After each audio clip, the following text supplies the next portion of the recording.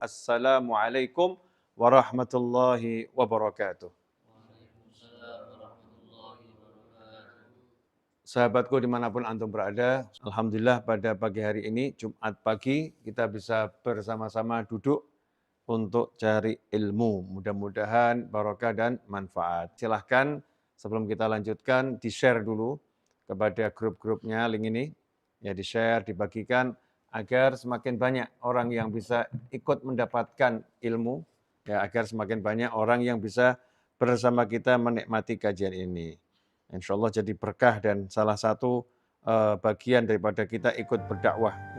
Salah satu cara berdakwah adalah ikut share, ikut menyampaikan. Mandala ala khairin, siapa menyampaikan kebajikan, maka dia akan dapat pahala sama seperti orang yang melakukan kebajikan itu sendiri. Ini saya lagi praktek share. Ya, saya lagi praktek share. Jadi kalau antum sudah dapat, silahkan di-share juga kepada yang lain. Judulnya adalah Surga di Dunia. Ya, judulnya Surga di Dunia. Di dunia ini ternyata ada surga. Sebelum surga di akhirat nanti, ada surga di dunia ini. InsyaAllah akan kita bahas ya. Akan kita bahas bersama-sama. InsyaAllah. Bagi yang sudah bergabung, jangan lupa ya segera share linknya. Jadikan status. Ya, jadikan status. Kemudian bagikan kepada kawan-kawannya, kepada saudara-saudaranya, kepada pasangan hidupnya, kepada sahabatnya, ya, bagikan di grup-grup WhatsApp-nya, sehingga semakin banyak orang yang mendapatkan manfaat pagi hari ini. Mungkin lagi ada yang di kantor, baru nyampe, sambil bekerja, mendengarkan kajian ini, siapa tahu ada yang bisa dipetik pelajaran atau ilmunya, yang lagi di jalan sambil nyetir. Ya, mudah-mudahan juga menjadi teman perjalanan yang baik. Ya, teman perjalanan yang baik, sehingga selamat sampai di tujuan insyaallah. Kemudian yang lagi ngelamun, ya mudah-mudahan lamunannya terarah, enggak ngelamun yang aneh-aneh. Nah, dengan mendengarkan kajian ini dapat lamunan yang soleh, ya, lamunan yang baik. Juga bagi yang mungkin saat ini berada di rumah sakit, sedang sakit, semoga dengan mendengarkan kajian ini menjadi semangat untuk sehat sehingga diberi kesembuhan oleh Allah Ta'ala. Ya, dan untuk yang saat ini sedang bertugas di jalanan, semisal jadi apa ya, lagi jadi tukang parkir, nah, mungkin sambil parkir mobil, parkir motor, atau menjadi penjaga pintu rel kereta api sambil menunggu kereta api yang harus lewat. Ya, dengarkan kajian ini, insya Allah ada manfaatnya. Dimanapun berada, mudah-mudahan kita bisa terus belajar. Nah, pada kesempatan kali ini insya Allah kita akan belajar tentang surga di dunia.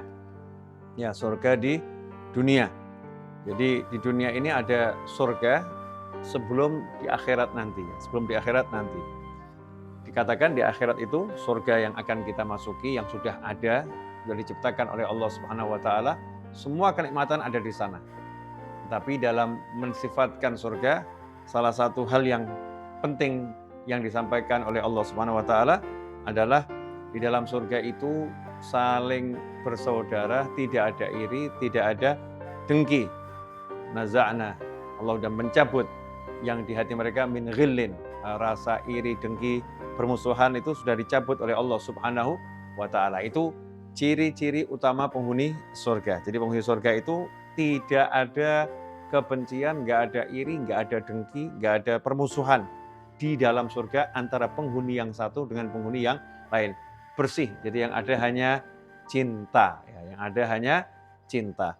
Makanya kalau kita mau masuk surga, syaratnya adalah di dunia ini kita sudah bisa menjadi manusia yang mencabut rasa iri, mencabut rasa dengki, mencabut segala bentuk permusuhan dari hati kita.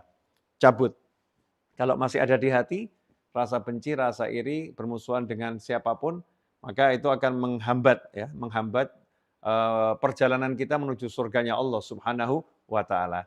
Nah, sekarang saya mau nanya, kalau di hati ada rasa nggak suka, di hati ada rasa benci, kira-kira hatinya jadinya enak atau enggak enak? Enggak enak ya? Hatinya enggak enak. Kalau hatinya enggak enak, terus yang di sekitarnya jadinya enak atau enggak enak? Enggak enak. Berarti ketika hati enggak enak, maka tempat itu menjadi enggak enak juga. Menjadi enggak nyaman. Atau dalam bahasa saya, tempat itu menjadi seperti neraka. Ya, di dunia, tapi udah seperti di neraka. Ada rasa benci, ada rasa bermusuhan kepada yang lain. Nah, kalau begitu, kalau kita pengen kita berada di dunia ini di surga, caranya adalah ya ayo kita berjuang agar hati kita nggak ada iri, nggak ada benci dengan siapapun. Jadi jangan pernah menyalahkan orang lain gara-gara dia, karena dia, ya, sebab dia, dan seterusnya. Tapi hendaknya kalau cari ilmu yang tenang itu asyik nanti.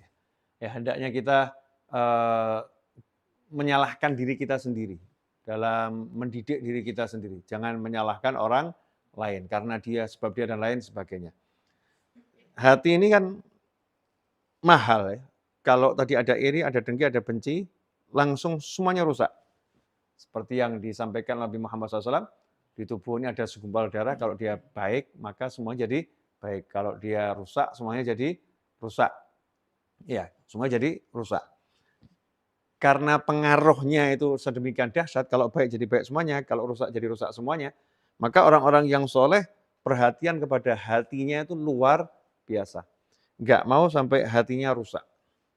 Maka berjuang gimana caranya hatinya punya kualitas yang maksimal, kualitas yang super, ya hatinya jadi yang terbaik. Dijaga, diperjuangkan. Ya diperjuangkan. Karena itu kita melihat perjuangan orang-orang soleh radhiyallahu anhum ajma'in di dalam mencapai kebeningan hati, kebersihan jiwa, atau surga, ya surga di dunia ini sebelum di akhirat nanti, itu perjuangannya luar biasa. Ya layak toh ya. Wong pengen merasakan surga di dunia kok. Betapa enaknya nih hati ketika nggak punya rasa benci, nggak punya rasa permusuhan dengan siapapun. Itu udah di surga itu. Sebelum di surga udah di surga, menikmati semuanya. Indahnya luar biasa. Sikap manusia modelnya apapun kepada dirinya nggak ngaruh. Ya dia tidak terpengaruh oleh cacian, nggak terpengaruh oleh makian, nggak terpengaruh oleh hinaan, ya nggak terpengaruh ketika direndahkan, nggak terpengaruh.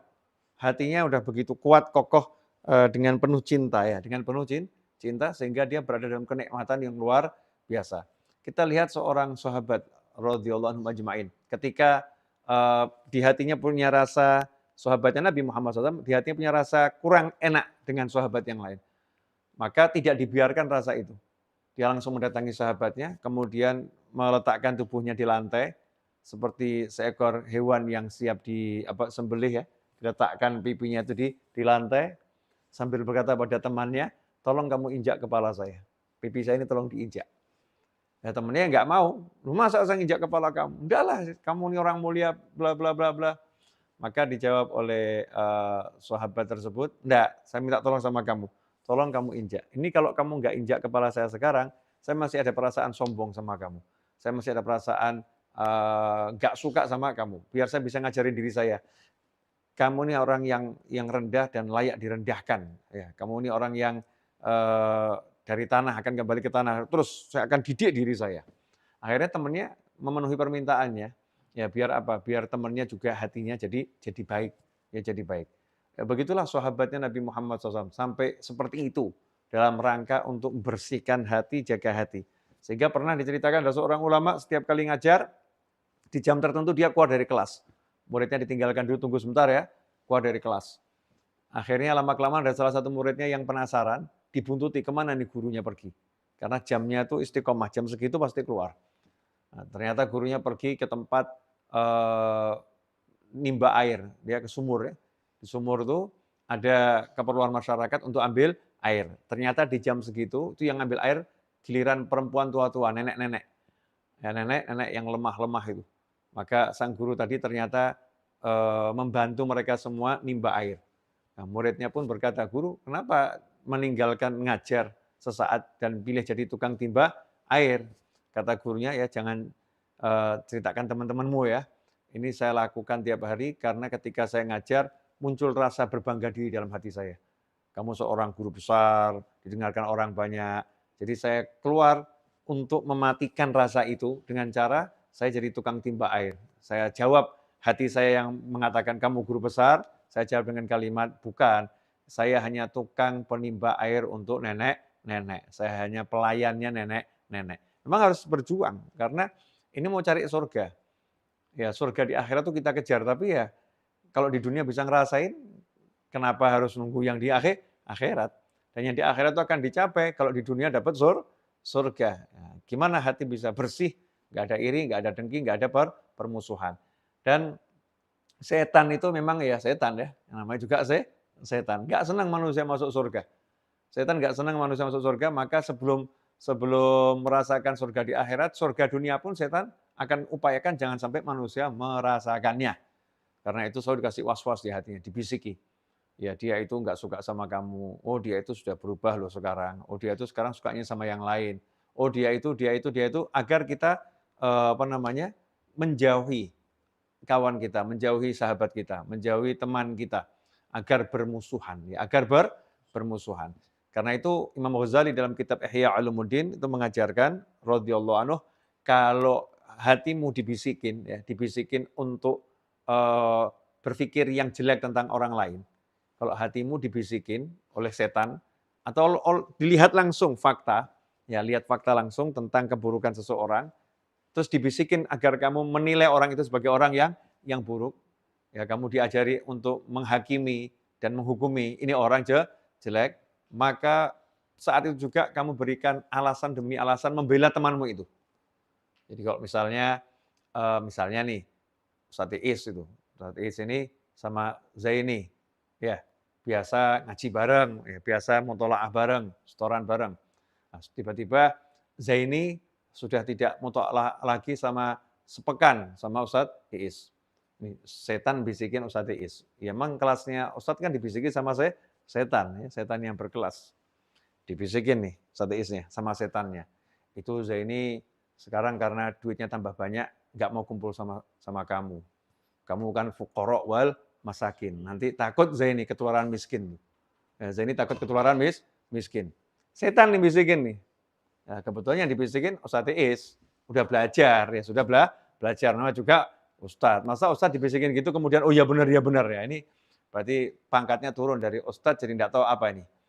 Ya, Ustadz dibisikin gitu dia santai aja. Setan ya.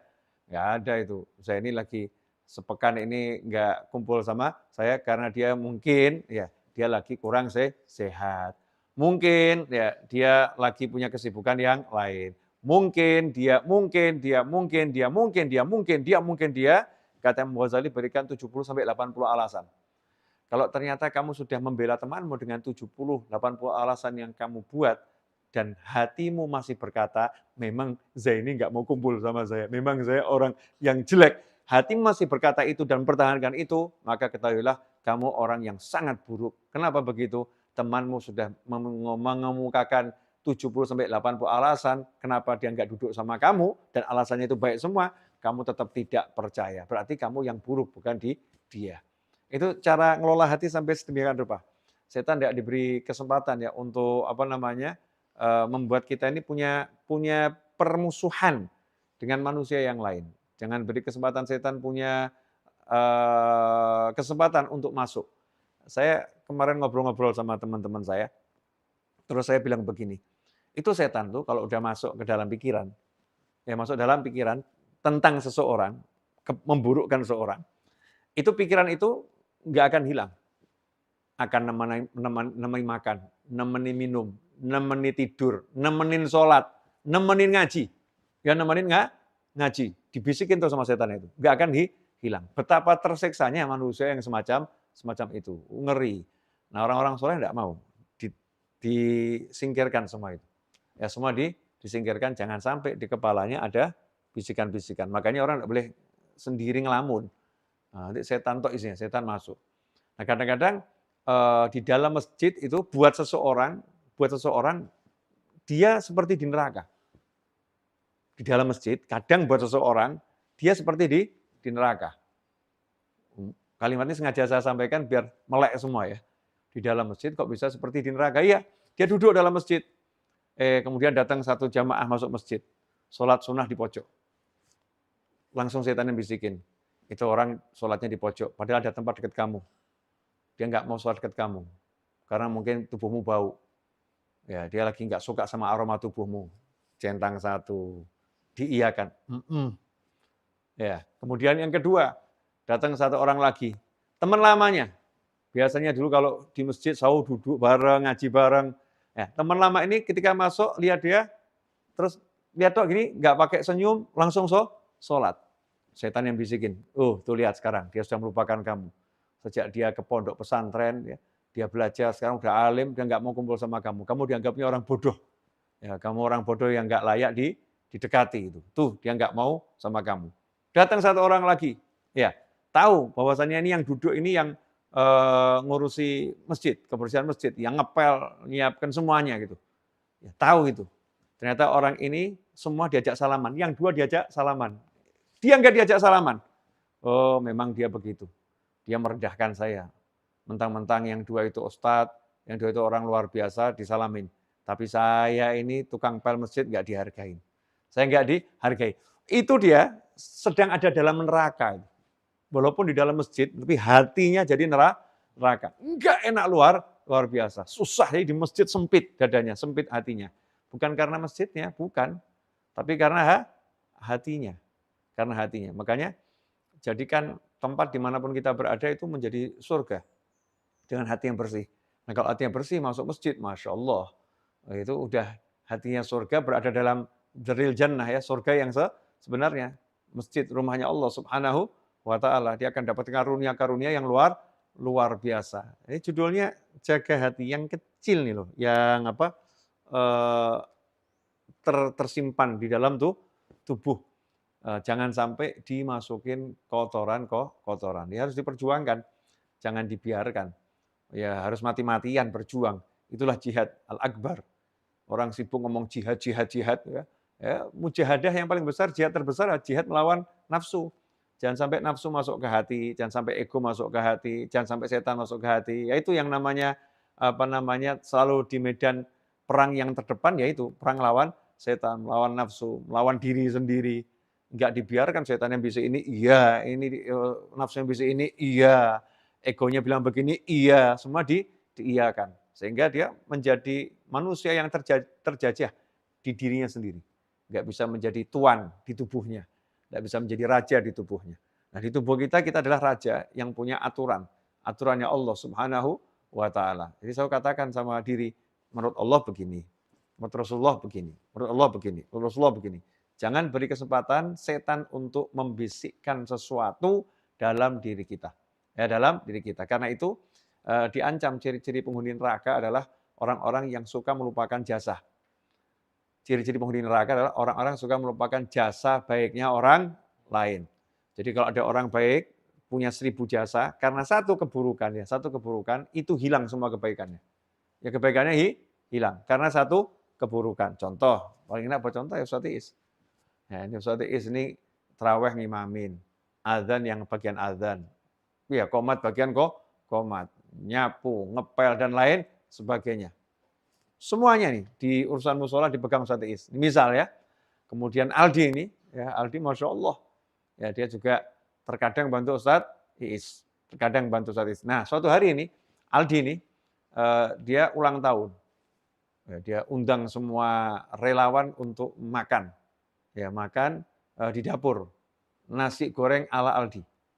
Masya Allah, ternyata Ustaz Iis tidak datang. Yang diharapkan sama Aldi dikasih undangan khusus, Ustaz, fadhol nanti. Jangan sampai nggak hadir Ustaz. Ya jam sekian di dapur ya, ulang tahun saya ini. Kita akan makan nasi goreng ala saya. Ala Aldi, bisa dibayangkan Aldi buat nasi goreng itu kan, Masya Allah itu. Pasti rasanya luar biasa ya. Ini Aldi buat nasi goreng. Ternyata di jam yang ditentukan Ustaz Iis, dia tidak datang. Ya, nggak datang, dia sibuk ya dengan handphonenya. Ya, sibuk dengan handphonenya. Kelihatan di depan kolam koi lagi asik dengan handphonenya live streaming. Ustaz Iis, Masya Allah. Hai guys, jangan lupa ya beli di tokonya Anis ya. Sarung goyornya jangan lupa. Sibuk jualan sarung goyor nih Ustaz Iis. Nah itu karena lupa satu, Aldi ini marah. Ya Aldi marah. Saya nggak mau kenal lagi sama Ustadz Is. Ya, padahal selama ini yang bersihkan kamarnya Ustadz Is, itu ada kamarnya Aldi yang bersihkan Ustadz Is, yang bersihkan toilet Ustadz Is, ya Aldi ini tinggal duduk aja selesai. Semua jasanya Ustadz Is ini hilang, nggak dihargai, hanya karena satu salah. Itu ciri-ciri penghuni neraka, melupakan jasa. Jadi orang nggak bisa lihat kebaikan orang lain, itu berarti hatinya buruk. Hatinya buruk. Orang yang baik itu tidak akan pernah melupakan kebaikan orang lain. Walaupun lihat busuknya orang kelihatan, tapi dia bisa katakan ini betul jelek, tapi dia punya baik. Nah, baiknya inilah yang diambil, buruknya dikesampingkan. Nah, sebaliknya orang yang jelek, naudzubillah min dzalik, kalau kita seperti itu segera kita perbaiki. Satu jeleknya kelihatan, 1000 baiknya ketutup. Seperti apa kata gajah di pelupuk mata tak tampak, semut di seberang lautan kelihatan. Ainul hubbi an kulli aibin kalilatun. Ya, wa ainu sukhdi tubdil masawiyah. Mata yang melihat dengan cinta itu dia akan menutup semua aib, enggak kelihatan aibnya. Yang kelihatan yang baik-baik saja karena lihatnya dengan cinta. Tapi mata yang melihat dengan kebencian itu yang kelihatan hanya keburukan, baiknya enggak kelihatan. Makanya kalau kita melihat dengan benci, hidup kita enggak enak. Kelihatannya buruknya orang semua. Buruknya ini. Apa enaknya ketemu orang kelihatan buruknya, ketemu orang kelihatan buruknya. Enaknya apa? Jadi dunia jadi buruk buat dia. Dunia kok buruknya luar biasa. Tapi kalau dia melihat dengan penuh cinta, setiap lihat sesuatu dilihat kebaikan, keindahan. Indahnya luar biasa dunia ini. Ini semua bergantung dari kesungguhan kita. Mau enggak kita ini ya menjaga hati, terutama belajar dulu untuk tidak mendengarkan bisikan setan yang ngajarin kita untuk menilai orang lain dengan penilaian yang buruk. Ya, dengan penilaian yang buruk. Jadi kalau ada setan bisikin, langsung katakan, oh mungkin dia, kasih sejuta alasan. Jangan sampai setannya menang. Sampai alasan itu membuat hati kita tenang. Jadi lapang kita. Dia enggak seperti itu. Dia mungkin. Kalau sampai ternyata memang betul dia seperti itu, kasih alasan lagi. Oh manusia dia, wajar. Ya, dia wajar. Tapi buat wanita, mohon maaf, jangan memberi excuse pada diri sendiri, ini untuk orang lain loh ya. Untuk orang lain, seringkali kadang ini oknum wanita kalau dinasihatin jawabannya saya lagi menstruasi. Ini masa-masa saya mens, jadi wajar kalau hati saya jadi sensitif. Jadi wajar kalau saya jadi mudah benci sama orang. Jadi wajar kalau saya jadi mudah suudzon sama orang. Ini salah ya. Kalimatnya siapa seperti semacam itu. Malaikat Israil alaihissalam enggak mengatakan maaf ya kamu lagi menstruasi, jadi dimaafkan, enggak ada. Orang lagi menstruasi enggak ada orang mens kemudian yang haram jadi halal. Karena saya menstruasi, berarti saya boleh gunjing orang. Karena saya menstruasi, berarti saya boleh suudzon sama orang. Karena saya menstruasi, berarti saya boleh marah sama orang. Tidak ada ajaran semacam itu. Yang ada adalah manusia harus meninggalkan yang haram, kondisinya apapun juga, dan jangan pernah menjadikan menstruasi dan semacamnya sebagai alasan. Saya lagi lelah, saya lagi capek, ya saya lagi banyak masalah, jadi saya boleh minum khamr gitu. Ya naudzubillah min dzalik, tidak ada.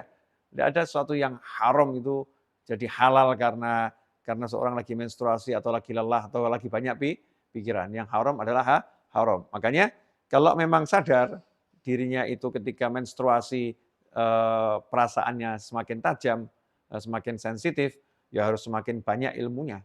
Nanti kalau nilai orang, oh ini orang kok begini ya langsung jawab sama dirinya itu. Enggak, dia enggak begini, dia begini. Kasih alasan yang banyak sehingga hatinya selamat. Sudah ibadah yang wajib tidak dilakukan karena terhalang menstruasi, zikir enggak diperbanyak, terus hatinya rusak ya. Naudzubillah min dzalik. Ini untuk kawan-kawan yang mungkin suka excuse tanpa disadari, cari alasan dengan kondisi hidupnya, maka mari yuk kita perbaiki diri kita.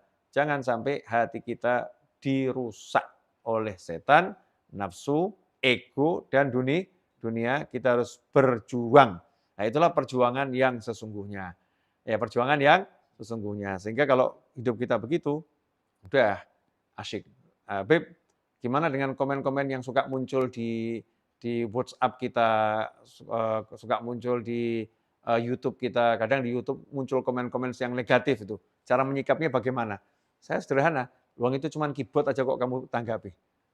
Itu kan keyboard, yang ngetik bisa manusia, yang ngetik bisa robot, ya bisa mesin. Manusianya juga kita nggak kenal siapa. Bisa jadi memang ya manusia, bisa jadi setan nyamar jadi manusia. Setan tuh punya kemampuan nyamar jadi manusia, sehingga kita nggak akan mikir pendapat-pendapat yang negatif, yang positif dinikmati. Tapi kalau negatif itu ya dibaca, siapa tahu jadi pelajaran. Kalau mampu ya dibaca, oh memang saya seperti itu, perbaiki. Oh saya nggak seperti itu, ya kita mintakan ampun mesin-mesin atau robot-robot yang nulis seperti itu, sehingga nanti mesin dan robotnya jadi baik gitu. Kalau manusia, semoga manusia jadi baik. Nah untuk kita sendiri, kita jangan menuliskan hal-hal yang negatif tentang siapapun, karena kerugiannya akan kembali pada diri kita sendiri. Kita sendiri akan rugi. Minimal kita sudah merusak suasana hati kita.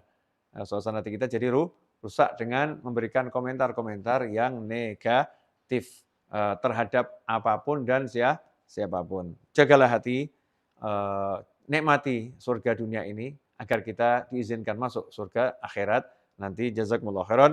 Walafu minkum. Wassallallahu ala sayyidina Muhammadin wa alihi wasallam. Walhamdulillahirabbil alamin. Wassalamualaikum warahmatullahi wabarakatuh.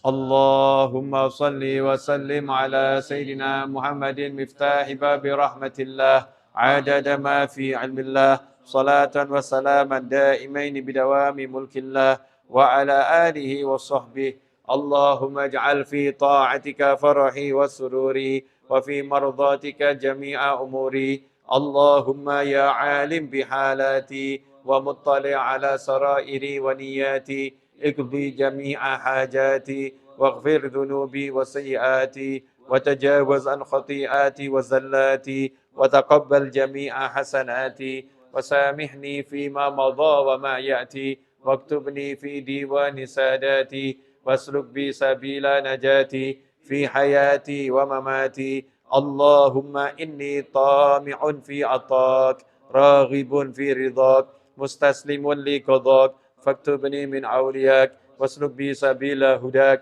وألحقني بأصفياك وصلى الله على سيدنا محمد وعلى آله وصحبه وسلم الحمد لله